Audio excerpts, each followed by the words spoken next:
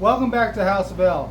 This has been a frustrating weekend. It's been filled with joy, and it's been pissing me off at the same time.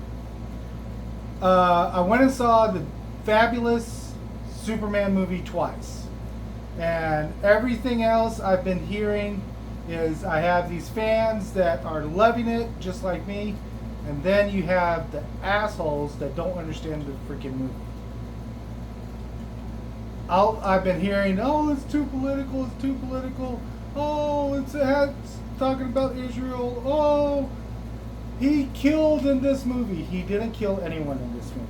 He did everything he could to save lives in this movie. Yeah, I heard it was too cheesy. I heard it was too comic book like. I heard it didn't take anything seriously. This movie was since 1978 was the embodiment of Superman finally. I mean, don't get me wrong, I loved Henry Cavill, but he was not Superman.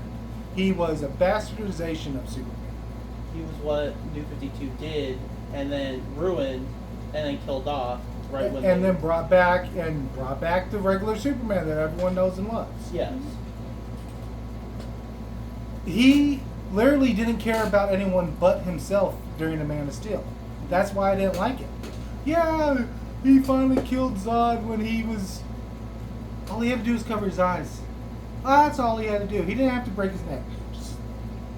Oh, those people live. Yeah.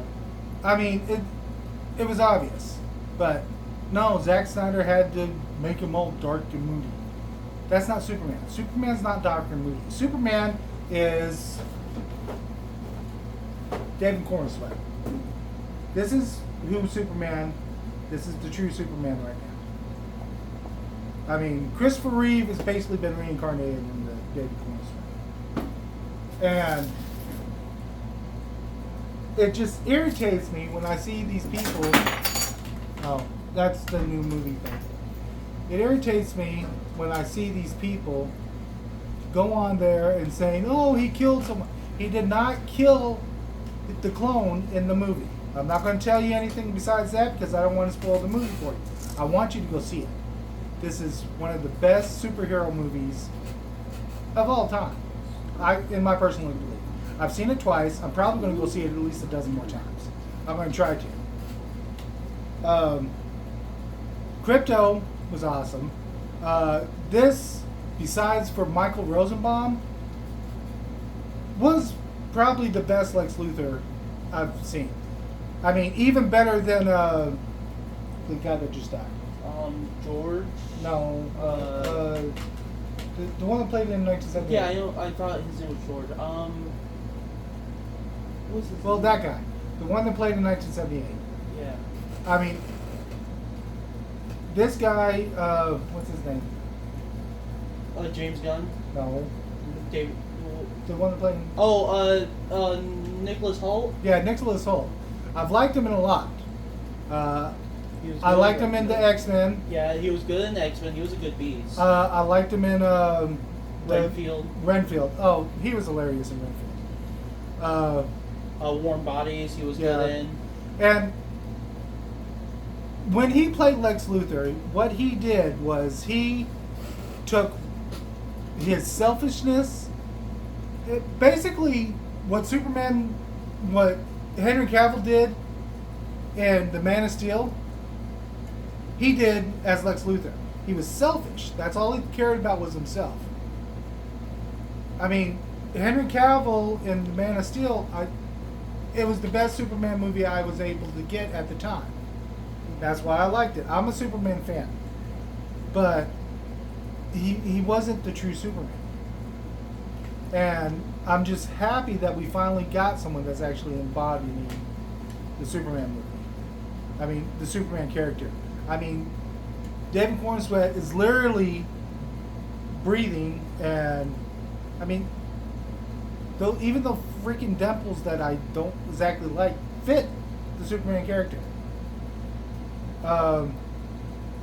What's her name? I can't think of her name. The one that plays Lois Lane. I can't think of her name. She was literally channeling the 1978 Lois Lane. Margot Penny.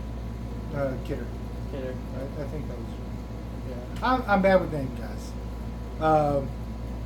And then the only criticism I have is Otis. I don't like a smart Otis. I like a stupid Otis. And this guy was too smart to be Otis. Yeah, he was too tech savvy. Yeah. Yeah, I like I understand. I like a that. dimwit Otis. A one that's just there for as a bodyguard. I liked and didn't like Miss Tessmacher at the same time.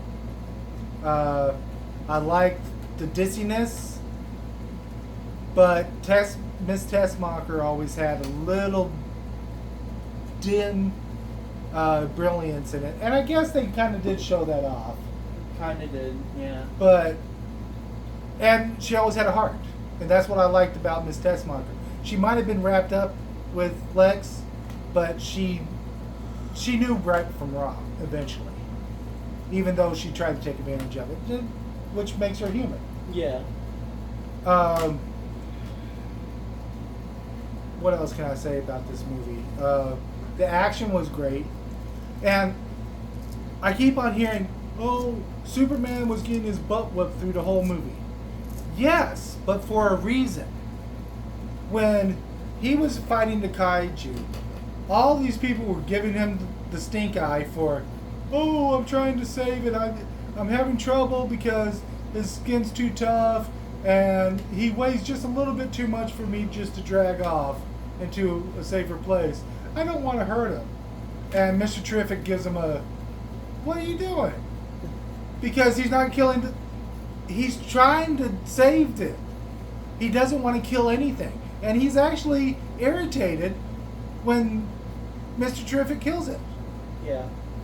And that's what he does throughout the whole movie. He's getting hurt to keep other people from getting hurt. He's taking the lumps for other people because he doesn't want to kill anything. Now, when he finally does say, oh, well, I can't do anything about it, now they're saying that he killed someone. He didn't kill anyone. The guy is just like him, actually a little bit stronger. He threw him into a black hole. He's going to survive. Most likely he's going to go to the Bizarro world in the other dimension. I know the regular people that don't read the comics are confused by this, but it's comic accurate. That, and everybody should already know, and like everybody's already doing, comparing the Superman movie to all of James Gunn's previous movies, your Guardians of the Galaxy and everything like that. They should already know anybody who does not actually like forcefully die in the movies of any of James Gunn's movies, obviously they're going to come back later on. Exactly.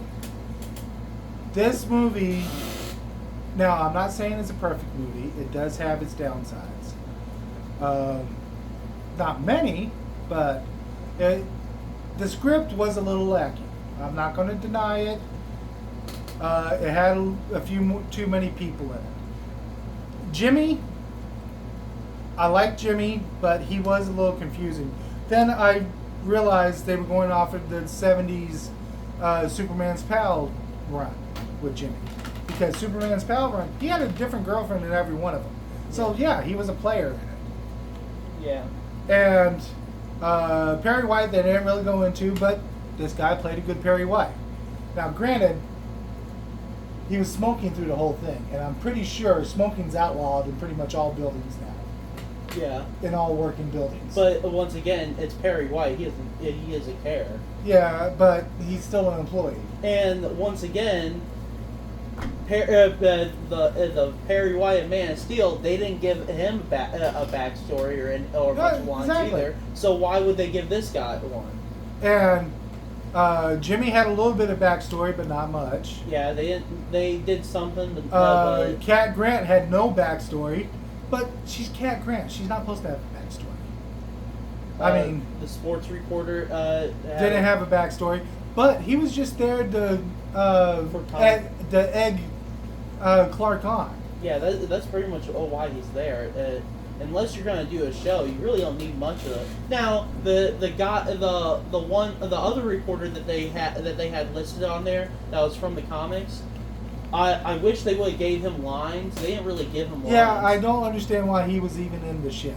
Yeah, but I'm glad he was there. Mhm. He added a little bit of diversity to everything. Yeah. And I have no problem with them race swapping Perry White.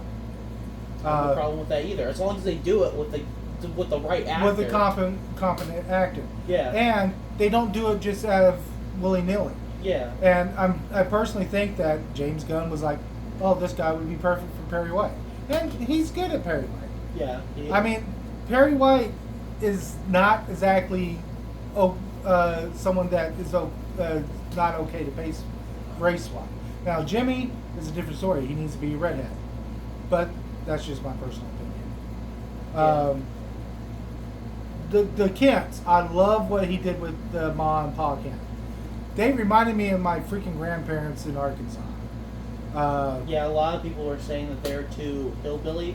But they're Kansas farmers. And see, I actually saw a post that said that Superman was too woke. Yet, if you read the reprints that they did for Superman 1 and when they went into the depth of his parents, his parents did grow up did raise him on a poor farm. So what they did with his parents and all of his backstory, and I like that it was a working farm and not like on Smallville. And you have this 2-story mansion with this huge barn, all these expensive tractors. Yeah.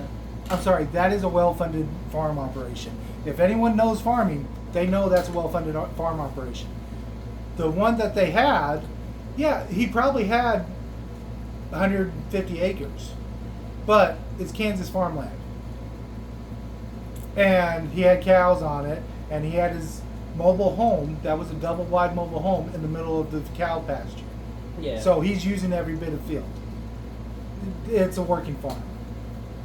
And I love the hominess of the Kents. When you cut to him outside eating the bowl of cereal with no shoes on and these pants that went almost up to his knees, that made it a caprice. Yeah. It seemed like, yes, this makes sense with what he grew up with. And everyone's complaining about Crypto being, oh, every time he's getting serious, Crypto comes in. That's what a dog does. That's what, especially if you're fostering the dog. Yeah. You realize by the end, I'm not going to destroy it, that if you don't train your dog and your dog doesn't respect you as its master, which, again, he was fostering it, so he wasn't a master, he was just a human that was taking care of it. And I don't think anybody noticed that throughout most of the movie, the Crypto didn't look like he didn't understand anything that Superman was saying. So, which makes sense because towards the end of it, the real owner comes out and announces themselves. So, which means that dog did speak a lick of English. It did understand a lick of English. Most likely it spoke Kryptonian, and Clark doesn't know Kryptonian. At least not yet. So, again, it made sense. His robots were translating for him the whole time. Exactly. So... And I loved what they did with the robots. Oh, yeah. Yeah, how they were like, well, when we come to understand that we really don't care if the dog lives or dies, so... Yeah, I mean, right there shows that, he's not the owner of the dog. Yeah. But Crypto does have a good spot in the Superman mythos. The Superman family, yes. Yeah. And they announced that later on when he makes the speech of, oh, I gotta find the dog, even though he's a terrible dog. He's all alone out there, and I need to save him. Right. And that right there shows why this was a good Superman. Because it didn't matter that he didn't like the dog. It matters that the dog was in trouble. Mm-hmm. And he had responsibility for the dog. So he had to get the dog back. He did the same thing with that ugly baby that was in there. And don't get me wrong, the baby made sense for the character, but It was fugly. It was a fugly baby. It was, but at the same time, it was a character that nobody noticed until after they saw. Oh, what is that? What is that toy that was out there that Todd McFarlane did? And then everybody went back and looked at the comics, and then that book blew up. You can tell what he was doing in this movie. He wanted you to go back and read the comics. He put so many things. That orange ball, orange purple multicolored ball, I'm not going to tell you what it was because I want you to do the same thing. But listen when he is talking about it because he tells you where what it is and go read about it. Yeah. And that's what James Gunn's doing through this whole thing. He is the leader of DC, and DC is a comic book company. So what they're doing is giving you enough entertainment where you're going to be like, what is this all about for the normies that don't follow comics like us? And they're going to go in. This is how they get new readers. They might not get a lot of new readers off this, but they'll get something. But they'll get something. They'll get enough to where all those people that do like comics historian and I can't remember what the other guy that was with him did. Comics Explained. Yeah, Comics Explained. They'll give enough to where all the people that don't know anything about DC but love watching the movies will go to them. They'll read you the book and explain to you what's going on, and then you'll go back, watch another movie that they did, and you'll be like, that's why they're doing it. And I love that it was good for families. Yeah. Because how many people took their kids to go see all the Marvel movies? Not a lot. Especially Deadpool. But this movie you can take your kids to. I took my kids to it. Yeah. And my older son loved it. My daughter, she was a little bored at the very beginning, but she eventually liked it. There are two. And Quinn, you liked the dog, didn't you? Yeah. See? There are two end credit scenes that kind of didn't make any sense, but at the same time, it was all entertaining.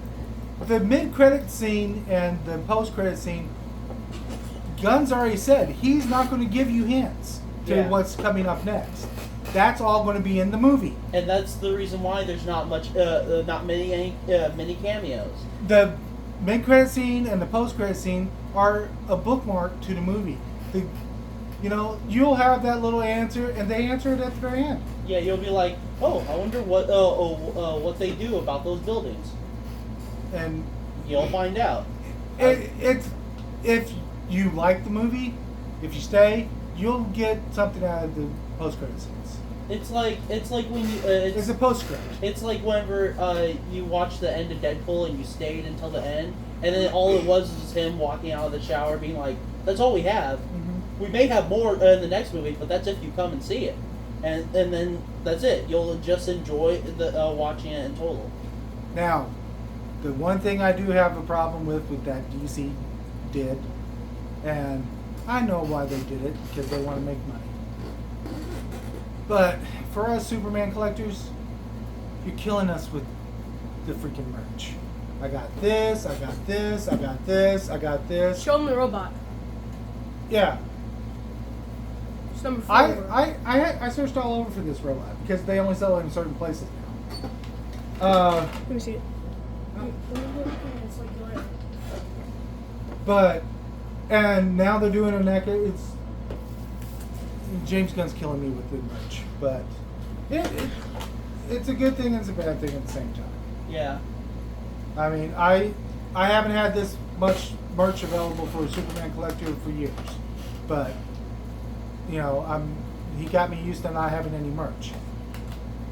But I recommend you go see the movie. Stop listening to these critics that say, "Oh, it's a crappy movie." It has a huge audience rating on Rotten Tomato. I normally don't listen to Rotten Tomato, but when it has a huge audience rating and it has a good credit score, then I might actually listen to it. And this time, listen to it. It's a great family movie. But that's all we have for today. Thanks for listening to this rant. I'm sorry about it, but I had to get it off my chest. Like, subscribe, and I'm going to try to do more stuff, and I'm going to try to get into video editing, but I can't guarantee it. So, thanks.